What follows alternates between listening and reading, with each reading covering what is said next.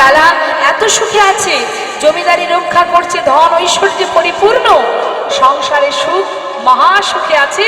হঠাৎ এক ভিখারি দ্বারে এসেছে ভিক্ষা নেবে বলে। এখন লালা কি করেছে, নিজে সেই সদর দরজায় দাঁড়িয়ে ভিখারিকে বলছে, ভিখারি তুমি ভিক্ষা করো, কেন করো ভিক্ষা? তখন সেই ভিখারি বলছে, বাবু আমি ভিক্ষা করি কেন, শোনো। বাবু গো, বাবু গো,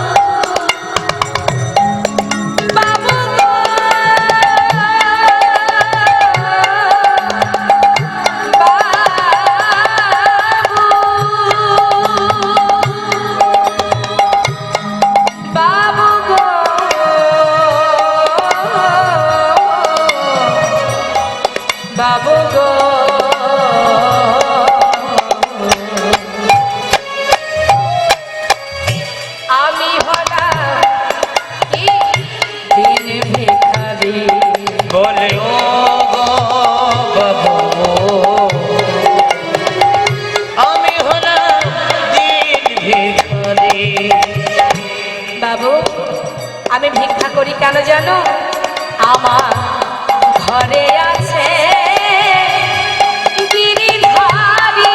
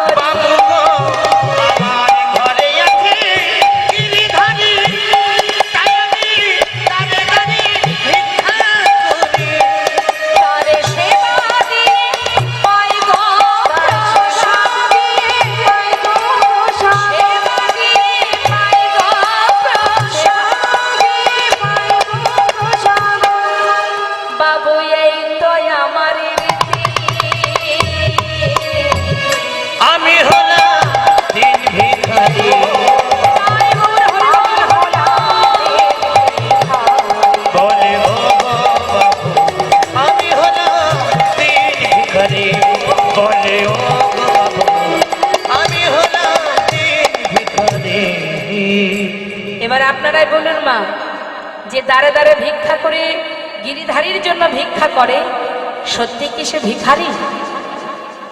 কি মনে হয়? দাঁড়ে দাঁড়ে যে ভিক্ষা করে গোবিন্দ সেবা দেওয়ার জন্য, সে কি ভিখারি মনে হয়? ভিখারি কে? যারা ইহজগতের ধন ঐশ্বর্যের সিংহাসনে বসে আছে। যেদিন সময় হবে ওই 5 তালা থেকে ঘাড় ধাক্কা দিয়ে একেবারে তুলসী তলায় নিয়ে এসে উপস্থিত করবে। কিন্তু যে জনে কৃষ্ণ ধনে ধনী, গৌর ধনে ধনী, যে জনে ভগবানের জন্য ভিক্ষা করে, প্রভু সেবার জন্য ভিক্ষা করে, তার প্রমাণ অনেক আছে। যেমন কৃষ্ণের প্রিয় সখা সুদামা একটু একটু করে জীবনে সব সুখ কেড়ে নিয়েছিলেন গোবিন্দ। কেড়ে নিয়ে তার স্ত্রী, তার সন্তানদের নিয়ে গাছতলাতে জীবন কাটিয়েছে। অবশেষে সেই সুদামা বসেছিল দ্বারকায় ভগবান কৃষ্ণের সেই সোনার রাজ সিংহাসনে। তাহলে যে গাছতলাতে জীবন কাটিয়েছে তার জায়গা হলো সোনার সিংহাসনে, আর আমরা যে স্বাদের 5 তালা বিল্ডিং তৈরি করে এসি ঘরের মধ্যে দিন কাটাচ্ছি, সময় যেদিন হবে সেদিন সেখান থেকে ধাক্কা দিয়ে নিচে নামিয়ে দেবে। অর্থাৎ জগতে সেই হচ্ছে ধনী যে জনে কৃষ্ণ ধনে ধনী, হরি বল, যে জনে প্রভুর নামের ধনে ধনী, সেই তো হচ্ছে মহাধনে ধনী। আর আমরা যে ধনের ধনী, আজ আছে কাল থাকবে না। আজ যেখানে আমি মালিকানা করছি, কিছুদিন পর দেখবেন আমার ওই আসনে আর একজন এসে বসেছে, সে হলো আমার সন্তান। তাই তো বাবা? আবার আজ যেখানে আমি মালিকানা করছি, তার আগে আর একজন ছিল, সে কে ছিল? আমার পিতা ছিল। পিতা নেই তাই আজ আমি বসেছি, আবার আমি যখন থাকবো না আমার ছেলে এসে বসবে। তাহলে এগুলো তো আমার নয়। যেখানকার জিনিস, ব্যাংকের টাকা ব্যাংকে থাকবে, বাড়ি গাড়ি যে যেখানে আছে সেখানেই পড়ে থাকবে, আমাকে শূন্য হাতে চলে যেতে হবে। এবার সেখানে গিয়ে বিচার হবে, বাছাই হবে। যারা মাছ ধরতে যায়, ধীবর যারা মাছ ধরতে যখন যায়, জাল ফেলা মাত্রই জালের মধ্যে যত মাছ ওঠে সব নিয়ে বাজারে বিক্রি করে দেয়, তাই না মা? কিন্তু যদি কখনো মনে মনে ভাবে যে আজ আমি একটা মাছ খাবো, তখন কি আর ওই যেটা পাবে সেটা নিয়ে ঘরে যাবে? তখন কিন্তু বাঁচবে, বেছে বেছে নেবে, এটা না ওটা, এটা না ওটা, না এটা নেব না। যেটা নিতে মন চাইবে না আবার সেটা জলে ফেলে দেবে। এইভাবে বাছাবাছি করে বেছে যেটা তার পছন্দ হবে সেটা নিয়ে ঘরে যাবে। হরি হরি। তা ঠিক তদ্রূপ আমাদেরও বিচার সবাই সেখানে গিয়ে ভগবান বাছাই করবে। যে জন ভিখারি হয়ে দাঁড়ে দাঁড়ে ভিক্ষা করে, কৃষ্ণ নাম করে ভিক্ষা করে ভগবানের সেবা দিয়ে দিন কাটিয়েছে, ভগবান তাকে নেবে, না ধন ঐশ্বর্যের মালিকানা করে দিন অন্তে ভগবানকে সেবা দেওয়ার সময় হয় না, মায়ার বালিশ মাথায় দিয়ে মনের শোকে ঘুমাচ্ছি আমরা, আমাদেরকে নেবে মনে হয়? কাকে নেবে? আরে বল, যেই দেখবে সবাই আমরা ভগবানকে ভালোবাসি, কিন্তু তার মধ্যে ভালো আর মন্দ থাকে না মা? 1 নম্বর 2 নম্বর স্পেশাল থাকে না? তা যে জন কৃষ্ণ ধনে ধনী তাকে তুলে নেবে, আর আমাদেরকে আবার মর্তে পাঠিয়ে দেবে। যা, এখনো সময় হয়নি তোর, সময় হোক, তারপরে আমি তোকে টানবো, তারপরে তোকে আমি কোলে তুলবো, এখনো তোর সময় হয়নি। ওই বিশ্ব ব্রহ্মাণ্ডে গিয়ে আবার ভ্রমণ কর। নিতাই গৌর হরি বল। ছুড়ে দেবে আবার। তাই বলছেন মহাজন, আজ দাঁড়ে দাঁড়ে ভিক্ষা করে সেই ভিখারি গিরিধারী সেবা দিয়ে তারপরে প্রসাদ পায়। লালা বলছে, দাঁড়াও ভিখারি, অপেক্ষা করো। অনেক দামি দামি রত্ন মা একটা সুন্দর কাপড়ের মধ্যে পুটুলি বেঁধে ভিখারিকে দিয়ে বলছে, নাও ভিখারি, এটাতে কি আছে বাবু? দামি রত্ন আছে, নিয়ে যাও, তোমার কাজে লাগবে। ঠিক আছে, তাহলে আমি আসি বাবু। এই বলে যখন মাথায় করে নিয়ে যাচ্ছে, কিছুটা পথ যাবার পর সেটাকে আবার জঙ্গলের মধ্যে ছুঁড়ে ফেলে দিয়েছে। এখন লালা দূর থেকে এই ঘটনাটা দেখে চিৎকার করে বলে উঠলেন, আয় ভিখারি, এত বড় সাহস তোমার, যা কিছু দিলাম তুমি ফেলে দিলে, কেন ফেলে দিলে? বাবু, অপরাধ নেবেন না, আপনার দেয়া সম্পদ আমি মাথায় করে নিয়ে যাচ্ছিলাম, হঠাৎ কি পিছন থেকে আমাকে যেন বলল, ভিখারি, এই ভিখারি, এগুলো নিয়ে কোথায় যাচ্ছিস তুই? ওই জমিদারের মতো ধনী হতে চাস? আমি তো কোনোদিন তোকে বলিনি যে আমাকে রাজভোগ খেতে দে, আমাকে ক্ষীর সর ননি মাখন এনে দে, দাঁড়ে দাঁড়ে ভিক্ষা করে যা পাস আমি তো তাতেই খুশি, ফেলে দে রে। ওর মতো ধনৈশ্বর্যের যদি মালিক হয়ে যাস, দিনে দিনে তুই গোবিন্দ ভুলে যাবি। ওরে আয়, আমার কাছে আয়, ওগুলি ফেলে দে। আয় ভিখারি, আয় রে ফিরে, ভুলে যাস না মহাভরে। আয় ভিখারি, আয় রে ফিরে, ভুলে যাস না মহাভরে। আয় ভিখারি, আয় রে ফিরে, ভুলে যাস না মহাভরে। আয় ভিখারি, আয় রে ফিরে, ভুলে যাস না মহাভরে। গোবিন্দ সেবার বেলা বয়ে যায়, ওই গোবিন্দ সেবার বেলা বয়ে যায়। বিদুরের খুদ যেমন, তোর ভিক্ষার অন্ন তেমন। বিদুরের খুদ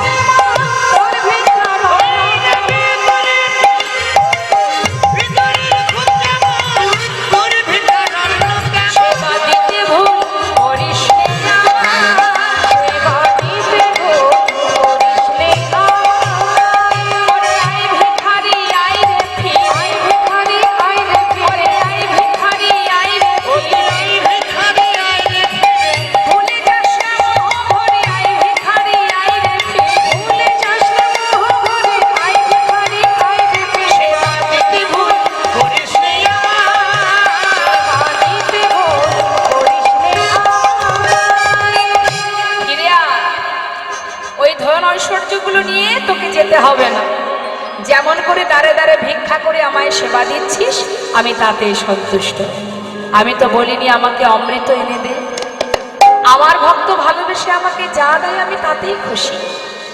বিদুরের শাকন্ন যদি সেবা করতে পারি, শবরীর এঁঠো কৌড় যদি আমি খেতে পারি, তাহলে তোর দাঁড়ে দাঁড়ে ভিক্ষা করা সেই তন্ডুল সেটিকে আমি নেব না?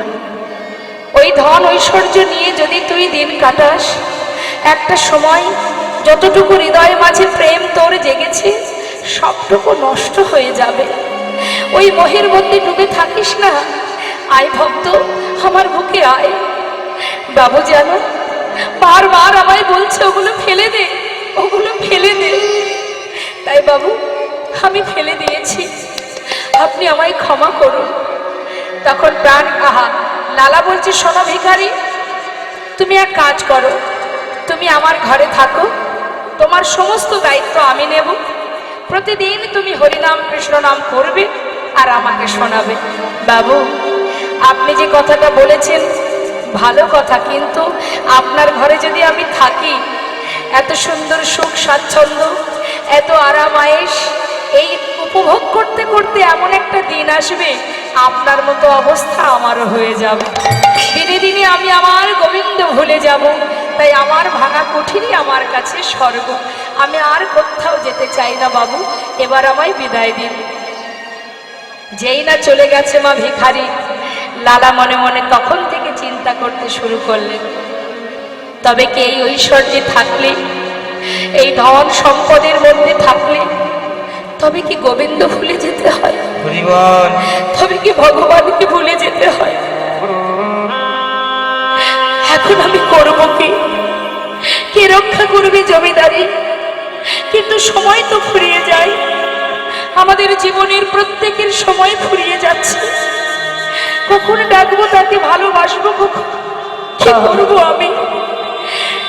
ভাবতে ভাবতে ঘরের ভেতরে যেই না গেছে মা, গিয়ে দেখছে কি ওই জমিদার মহলে যে কাজের মেয়েটি কাজ করে, ঝিয়ের কাজ করে, সে জমিদারের বিছানায় শুয়েছে।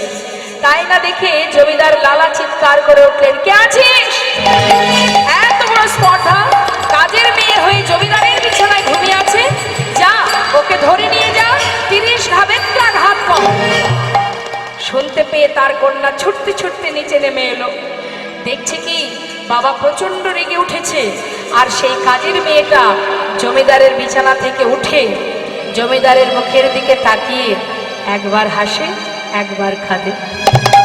যেই না সেই কাজের মেয়েটা হাসতে দেখেছে, ছুটে গিয়ে লালা তার হাতটা চেপে ধরেছে। এত বড় সাহস তোর, 30 ঘাত করবো শুনেও তুই তুই হাসছিস? কেন হাসছিস আমায় বল। বাবু অপরাধ করেছি যখন শাস্তি তো পেতেই হবে, সেই জন্য হাসছি। কাজের মেয়ে কাজ করে খায়, ঝিয়ের কাজ করি, আমার কি উচিত জমিদারের বিছানায় শোয়া? সেই জন্য আমার 30 চাবুকের আঘাত সইতে হবে। অপরাধ করেছি, সাজা তো পেতেই হবে, সেই জন্য হাসছি। কাঁদছিস কেন? বাবু আমি তো কাঁদছি শুধুমাত্র তোমাকে দেখে, আমাকে দেখে। কেন? কি দেখেছিস তুই? বাবু আমি কাজের মেয়ে হয়ে যে বিছানায়, জমিদারের বিছানা, কিছু সময়ের জন্য শুয়ে থেকে যদি 30 বেত্রা চাবুকের আঘাত সইতে হয়, বেতের আঘাত,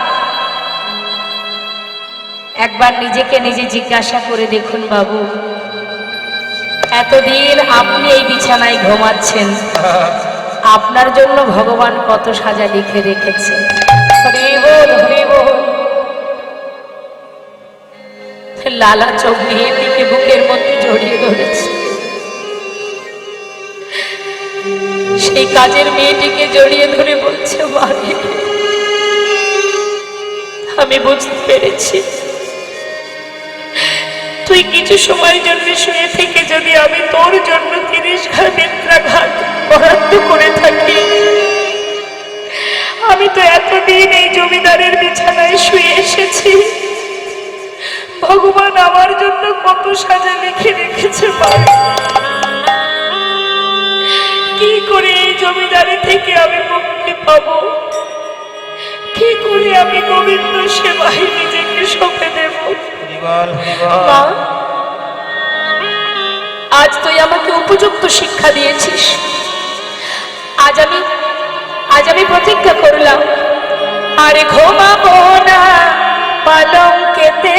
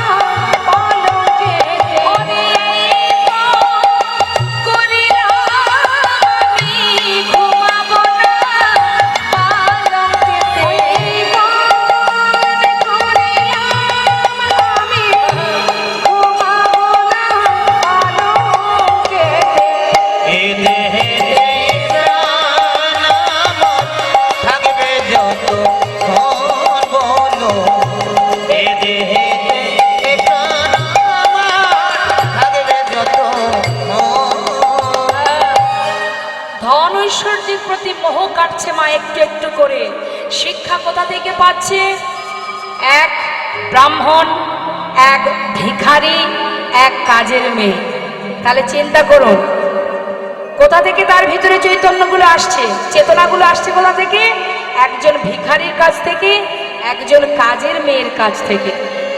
সেখান থেকে কিন্তু লালার ভিতরে একটু একটু করে চেতনা যাচ্ছে।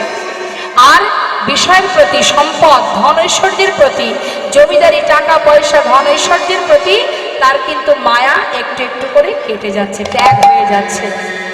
কিন্তু জমিদারি রক্ষা করতে করতে হঠাৎ লালা সে পালকি চেপে গোটা রাজ্য পরিদর্শনে যাচ্ছে আর খাজনা আদায় করতে যাচ্ছে।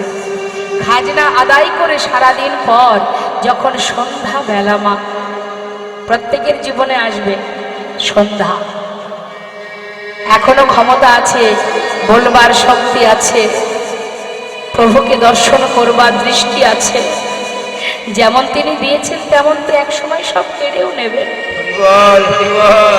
চোখে দেখতে পাবো না, কানে শুনতে পাবো না, বলতে পারবো না, আসবে, সবারই আসবে সেদিন। কিন্তু সময় থাকতে যদি কৃষ্ণ ভজন না করে, লালন ফকির বলেছিল সময় গেলে সাধন হবে না।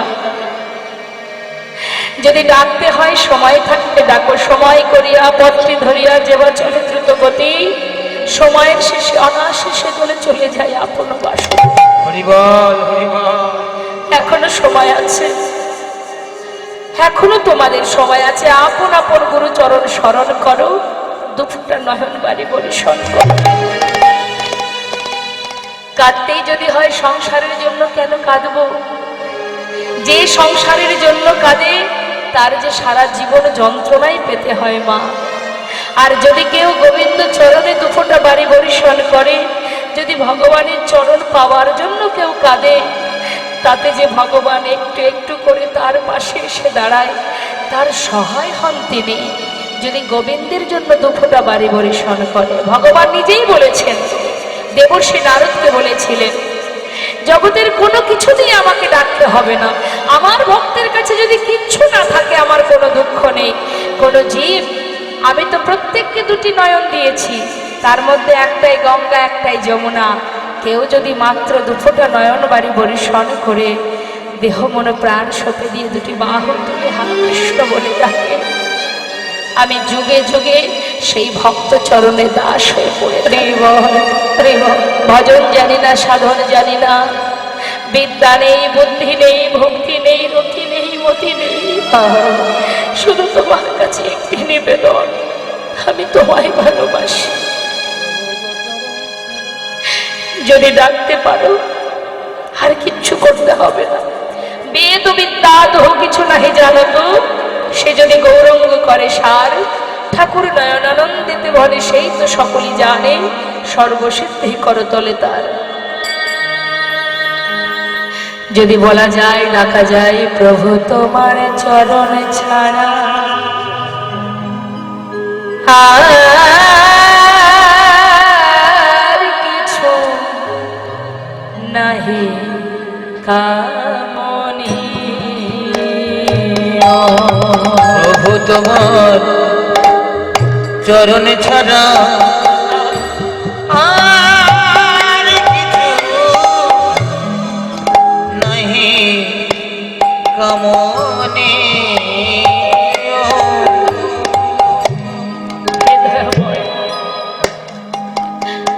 জীবনে আর কিছু চাই না,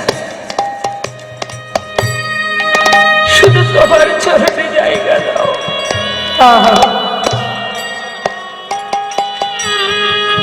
প্রভু তোমার চরণে ছাড়া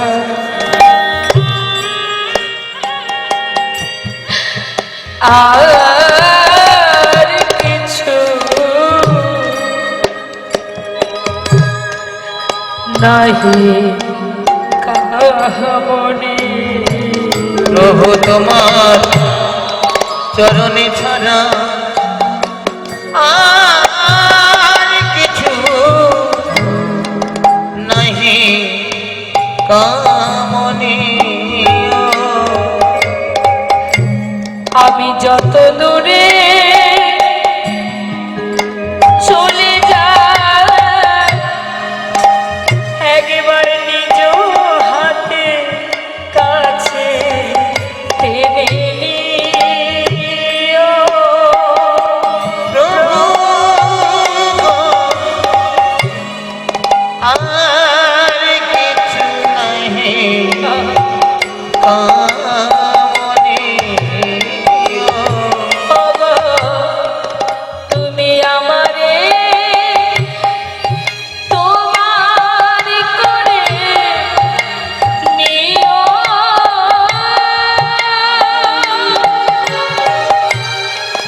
তুমি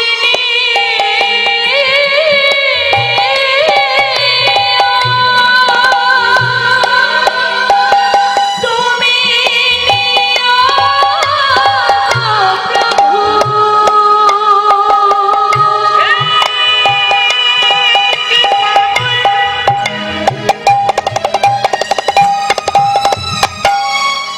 তুমি করুণাময়,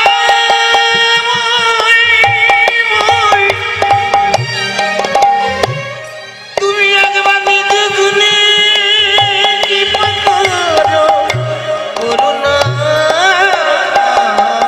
হরি বল। হে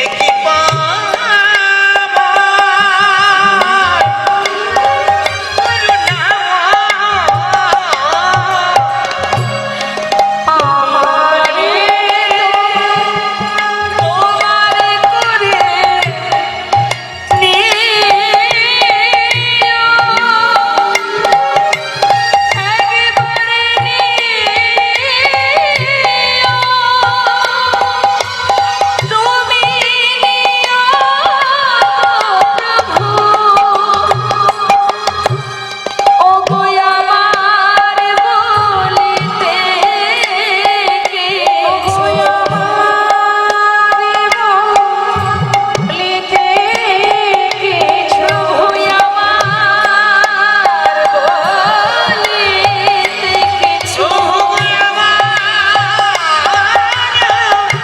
বলিতে কিছু। কি সুন্দর কথা মা। আমার বলতে জগতে যেন কোনো কিছু না থাকে, শুধু তোমার চরণে আমায় জায়গা দিও। ওগো আমার বলিতে কিছু নাহি থাকে যেন মোরে শ্রেয়।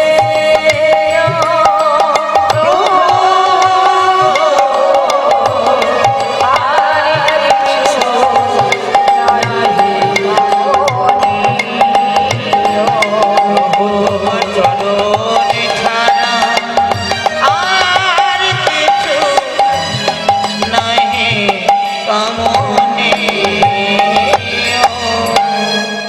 এটা হলো ভক্তের চাওয়া। প্রকৃত যে ভক্ত হয় সে ভগবানের কাছে চরণ ছাড়া আর কিচ্ছু চায় না। আর যারা ভগবানকে আমরা ভালোবাসতে না পারি, মা শুধু সুখ দাও, শান্তি দাও, ভালো রাখো, সুখে রাখো, এটা দাও ওটা দাও, শুধু দিয়ে যাও দিয়ে দাও দিয়ে যাও, এছাড়া আমরা আর কিছু চাই না মা। তাই আজ লালা যখন বেলি অবসানকালে ঘরে ফিরছে, ঠিক সেই সময় এক রজকন্যা, যাদেরকে বাবা ধোপা বলা হয়, কাপড় কাচে যারা, তাদের কন্যা, সেই রজকন্যা তার পিতাকে ডেকে বলছে চিৎকার করে, কখন? সন্ধ্যা আগত, দিনের আলো শেষ, সন্ধ্যা আগত, ঠিক সেই সন্ধিক্ষণে পালকি চেপে লালা ফিরছে মহলে। আর পথের মাঝে হঠাৎ তিনি প্রতিধ্বনি শুনলেন। কি শুনলেন? সেই কন্যা চিৎকার করে বলছে,